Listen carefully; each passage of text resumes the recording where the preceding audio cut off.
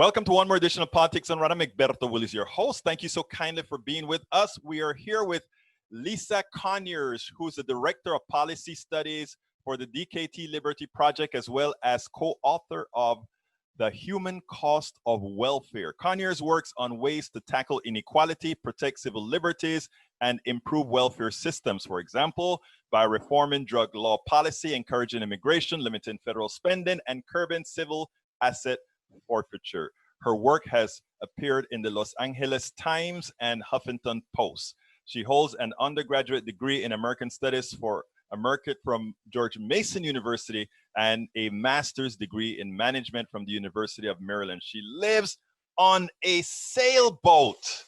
Yes, I do. In fact, I'm on my boat right now. Lisa, did you know the envy that went through my brain when I heard that you lived on a sailboat? It was like, what a life. It is a life. It's a nice way to live when you're writing books, for sure. Yes, I know. You're writing books and you can get to think, and you go out on the deck and the nice salt air is over you. That is great. But anyhow, we really want to discuss the issue about welfare for the rich. And it's a subject that I cover in detail on Politics Done Right quite often. It always comes to pass whenever I'm talking about these issues to remember that movie Wall Street with Gordon Gekko saying, greed is good. Greed is good. So in that light, the first question I want to ask is define welfare for the rich as you know, because people always think, it's only poor people, lower class folks in Appalachia, people that look like me. Those are the ones that really are always searching for welfare. So tell me a little bit about what you define as welfare for the rich. Well, welfare for the rich is the idea that rich people are getting money from the federal purse, right? I mean, we all have this agreement when we pay taxes that we'll give money to the government and they'll, spend it on good things. And they do provide welfare for the poor, right? But you never think about the government taking our tax dollars and giving them to wealthy people that don't need them. And that's our definition of welfare for the rich. It's money that goes from American taxpayers into the federal budget and the state governments also, and goes to the pockets of wealthy players who really don't need the money. And, whether it's in any industry you look at, people are getting all kinds of benefits that they really don't deserve and don't need.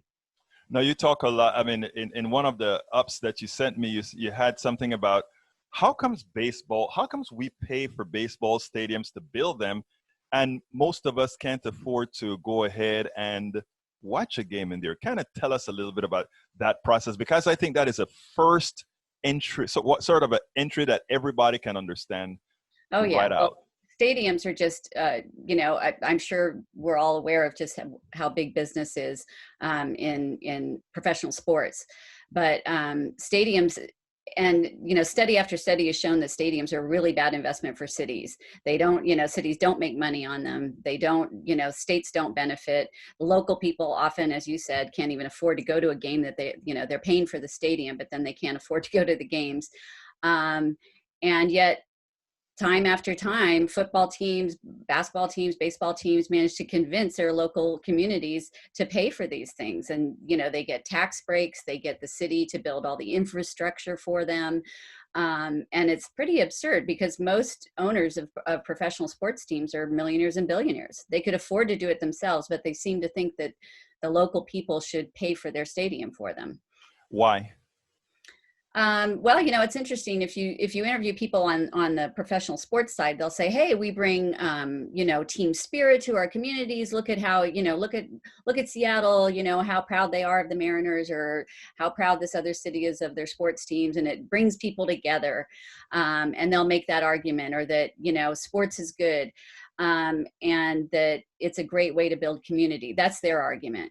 Or they'll say, well, we'll build this stadium, but what's going to happen is that next to the stadium, there's going to be hotels built and, restaurants opened and all this economic activity around the stadium. And so it's actually a benefit to the city to have the stadium. You want the stadium, you want us to come because we'll bring all this economic development. But in practice, that doesn't often happen. It's actually not a moneymaker in all cases. Almost in no case. I mean, right here in Houston, we've built 3 stadiums in the last several years, and nothing has changed for actually 4 stadiums, and nothing has really changed for the people that live around the stadiums. But for what it does very well is bring a lot of people into that area of town, spend a lot of money, and then they're right back out of there to the suburbs and elsewhere. Right. Now, don't you think there is an indoctrination process that occurs in this country that really puts the masses have the masses believing that something they're not worthy of gain? Because I think if you take a look at what's happening right now, COVID-19 is a big thing. And the one thing that we've been able to see right now is who are really essential workers. Yeah. Okay. Now, why is it that we are still concerned about keeping the pay of essential workers as low as it is when we are now noticing that their value is that much greater to society? And that, I think, ties perfectly into welfare for the rich, but even bluntly into when you speak about the book, what is the name of the book? Welfare for the Rich. Right. But also the human cost of welfare. Is that another? That's another book. So the first book we did was actually on the welfare system. Right. And we looked at, and basically what we were looking at is how the welfare system actually prevents people from getting out of poverty, and how it puts them in a position where it's risky to go to work instead of encouraging them, to like make it easy for them to transition from not working to working. So that was the first book we did. And while we were doing that book, we had people say, well, why don't you talk about all the money that the rich people get from the federal person? We said, well, that's a good follow-up to the human cost of welfare book. And so the second book we've done, which is coming out in August, is Welfare for the Rich, which is all about corporate welfare and that kind of thing. So, but they are tied together. I mean, and what's interesting is, like you said at the beginning of the show, when people talk about or hear the word welfare, they think, oh, poor people getting, food stamps or whatever. But they never think about, what welfare really is, the government saying we need to take care of, a certain population. Well, it turns out that we give a lot of money to corporations and rich people that don't need it. And to me, it's the same exact thing. It's welfare. It's money they're getting from the government, and the government seems to have decided that that's okay, that's perfectly good use of taxpayer funds, which no, I think what is interesting, and I don't know if you guys went through the numerical analysis on it or not, but the welfare that goes to the rich is actually quite a bit more substantial than what goes to the poor. Have you guys, did you guys do the numerics on that at all? It's almost impossible to do, a numeric because it's so broad and widespread. Corporate, the welfare system is pretty defined. I can go into the federal budget. If you read my first book, we have pretty good numbers on all the different programs. But with corporate welfare, I mean, it goes everything from federals, spending to state spending to local spending. And it's so many different categories. It's property tax abatements, it's zoning, special zoning for people, it's farm subsidies. So it's just a ginormous number. It's huge. But I would agree with you that it's probably way more than we spend on, welfare for the poor. Yeah. Now, listening to sort of where you're coming from, what I'm getting from sort of the conversation is, my hunch is that in writing these books, you may lean a little bit more towards less government involvement, correct? Well, I think that it depends on what the government's doing. I mean, it's everybody would agree. I mean, I would think that there's a pretty standard contract between taxpayers and the government that, hey, we're going to pay taxes and you're going to do services for us. We want a defense, we want rule of law, we want safe cities, we want, streets that, that we can drive our cars on, those kinds of things, right?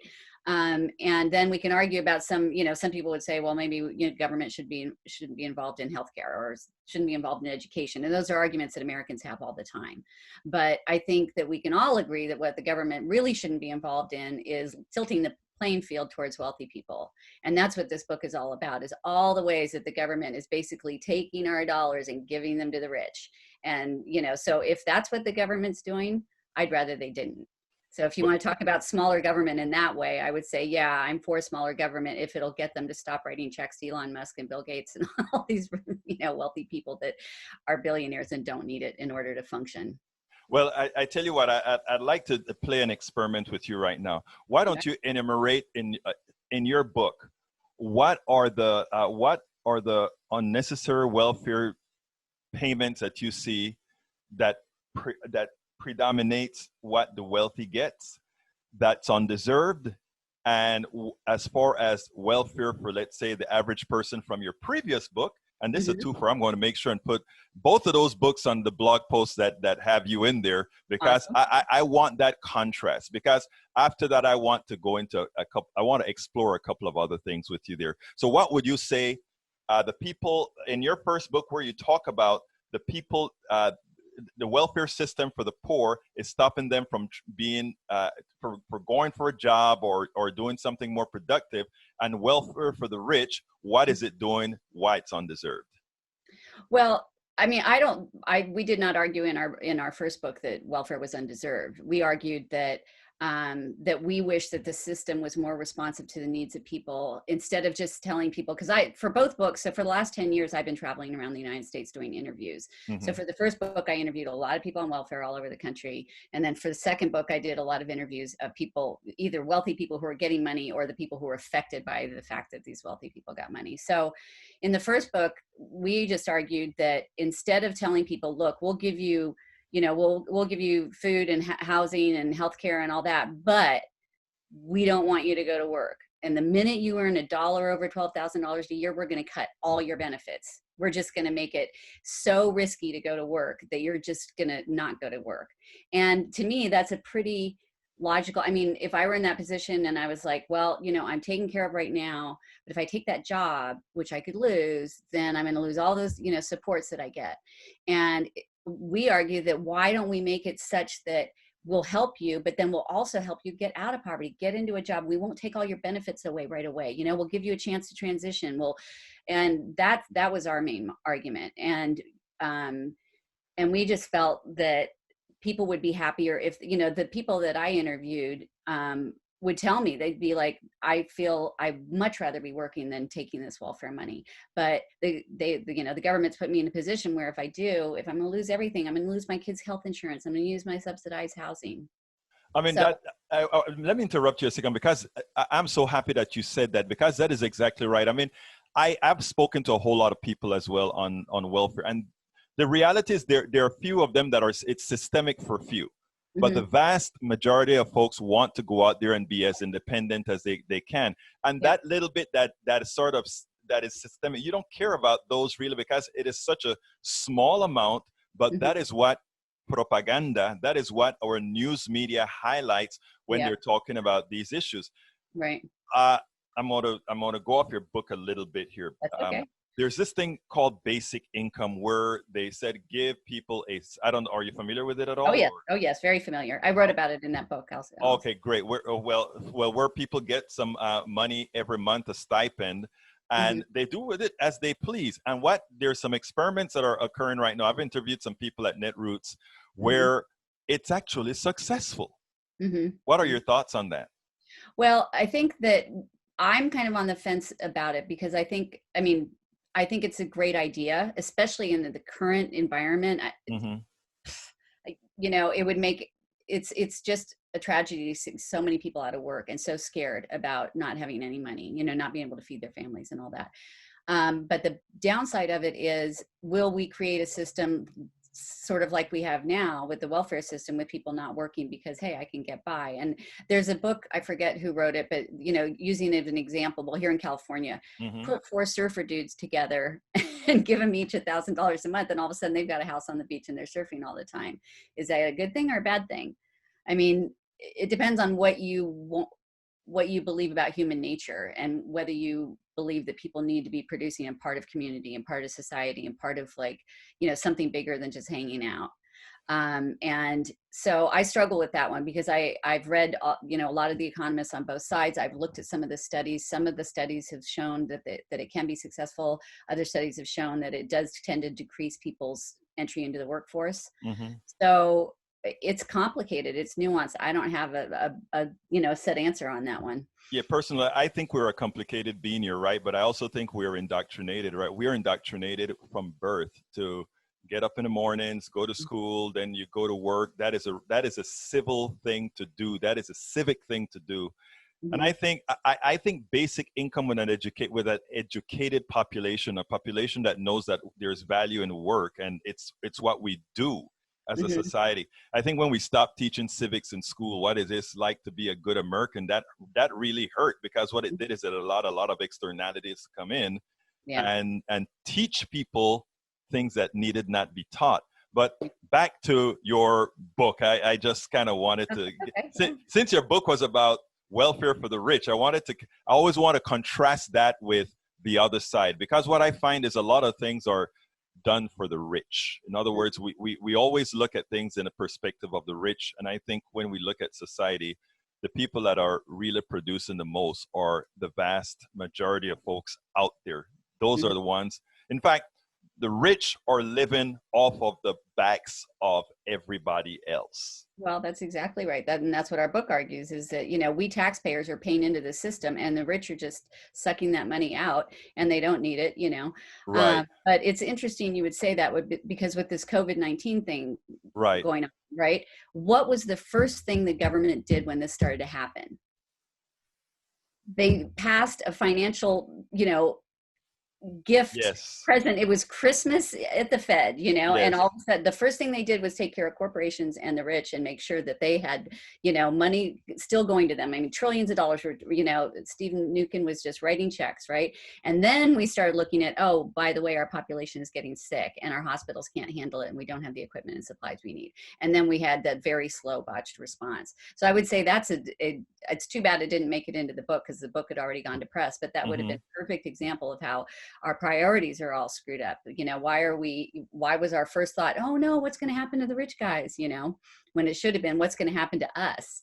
Exactly. It is funny because these are supposed to be the smart guys, and they apparently don't understand how economics work. We all know that economic activity is what creates an economy, meaning the speed of money going around. And if you're rich and if you have your sailboat, if I give you another $10, you're not going to go spend that $10. You're going to put it on the table somewhere. If I give that $10 to somebody who doesn't have a penny, that person is going to spend it right away. That is economic activity, because the burger he buys is going to have that burger place buy some more bread. Who's going to buy more from the farmer? Who's going to buy more fertilizer? I mean, people go, it is almost like, and I hate to say this, it's always like what we've had now is a dumbification of America. And that is the reason I like, when I saw your book, when it came, that is the reason I wanted to talk to you and highlight that, because I think it is high time for us to kind of peg the rich down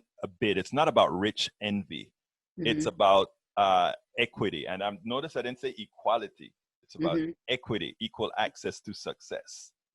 Oh yeah, absolutely. And I think that, and when you said that about how people will spend money, if you give people, $10, they'll go and spend it. Where the corporations, what did they do with the money they got with these last bailouts? They banked it. They didn't spend it. And then they let hundreds and hundreds of employees go, And so I think that money could have been so much better spent getting into the hands of the people, people who rely on a check coming in every month, rather than being, to prop up these corporations. Boeing got $17 billion and they haven't built a functioning airplane in a decade, What's that all about? So that's, I mean, my book is just chock full of examples of, these systems that are just set up by the rich to protect their money or their property, and the effect that it has on taxpayers and the poor. And I think that is important. So, I mean, writing a book like that, and even after writing the previous book that you have, which I'm going to go get myself, because I've always wanted to see more of these types out there, because we just don't, there's a lot of writing out there, but what I find it's either too much, how should I say this? I don't call it extreme, because I'm an extreme lefty, but a sensible extreme lefty, if you will. In other words, one that wants things to work, one that believes what it seems like what you believe about, are billionaires really, are they really billionaires? Is there anyone that should be a billionaire? Right. Well, I always look at it as a human being. It's that body. How can that person, that one person, have that value? That's not even logical, how. And then, I mean, I grew up in the developing world. I grew up in, places like Bangladesh and India and Afghanistan. And, one American can support what we produce, what we use and consume, can support, one American support a whole village in Bangladesh. You know, I mean, the inequity there, the, you know, the unbalance of that is just continues to shock me. And that, but you know, you know, Lisa, the thing about it is that is what we learn. That is by design, right? In other words, we learn that if I'm new to politics. No, I'm not new to politics. I'm new to this particular field, Mm-hmm. but I'm an engineer by training, and it always behooved me that the engineer designs the product, creates the product, but somebody who capitalizes on it Mm-hmm. makes orders of magnitude in salary more than the engineer. And when the bonuses are paid, Mm-hmm. most of the bonuses go to these financial types. Yeah. And that permeates the entire system called, and I don't want to get you in trouble with your book, but Oh, called okay. capitalism, Right. right? Yeah. That is what it preaches. So, I mean, under that purview, there's nothing wrong with it. It Mm-hmm. promotes, in my opinion, I'd love to hear your opinion, it promotes inequality because it says that your worth is that whatever the worth that you have, which is whatever they are able to make on your worth, isn't Mm-hmm. yours. Right.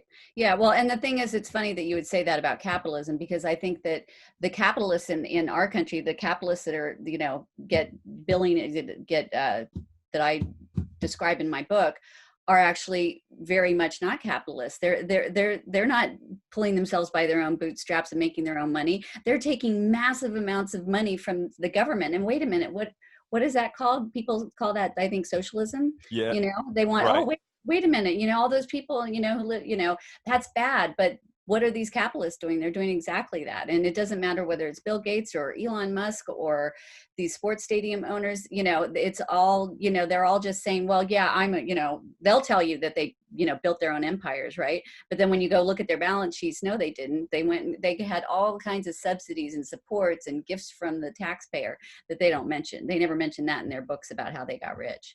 And you So, know, there are very few people that have the guts to say that, because it's not the right thing to say in our system. That, you yeah. know, somebody once said you didn't make that, and got into a whole lot of trouble Oh, yeah. for saying Yeah. that. Right. Yeah. Unfortunately, it was true, Mm-hmm. but it was walked back. Right. Well, yeah, I mean, I've been told that I'm crazy for writing this book and I'm going to get in trouble and those guys have resources and I should be scared. And it's like, well, I'm just calling it what it is, right? I mean, we're just pointing out this stuff is all available in the public record. Anybody can look this stuff up. Anybody can Google, you know, Elon Musk tax subsidies and that'll come, you know, but people don't like to hear that. Yeah, they like to believe that he's this really, really cool dude that built SpaceX all by himself, you know, or Bill Gates with all the things he's done. And I use them because they're very well-known names, but there's plenty of billionaires who are playing the same game, you know, and they'd all like you to believe that they did it all by themselves. And, you know, and they never want to talk about the fact that they take subsidies. Well, it's crazy. That is great. That is great. Well, you know, Lisa, I enjoyed talking to you, and I want you to keep writing books like this. You'll be featured here anytime, because people need to know this stuff. What would you have liked me to ask you that I didn't ask you? Oh, I mean, I mean, if we had all day, I'd love to tell you stories from the book and some of the crazy, you know, things that I learned that I didn't know before I started the book, you know, just how big and massive this system is. I mean, I think most of us know about, you know, farm subsidies or, like you said, stadiums, but you'd be surprised to know just how many different parts of your life are touched by these systems that are all slanted towards the wealthy getting your Well, tax. give me a couple, Lisa. Yeah. Well, I mean, for example, you know, I didn't know much about tariffs until I started this book. And it turns out that a lot of the tariffs, which, you know, Donald Trump calls himself a tariff guy, right? And he was imposing and still continues to impose a lot of tariffs. But a lot of tariffs are actually slapped onto goods that poor people buy. They, you know, if you look at tariffs on shoes, expensive shoes don't have a tariff on them. Cheap shoes have a big tariff on them. And there are all kinds of examples of things that the poor would buy and use in their everyday life. Backpacks for school, you know, just different things like that. Work boots have a huge tariff. High-heeled shoes don't have a tariff. Well, who needs work boots? Somebody who works in construction. So if you go through the tariff guide, you know, there's all these examples of where the poor can't even get a break on what they're buying, you know, to wear to work or to wear to school. And that was one that I had no idea about. And now tariffs have become a big conversation, you know.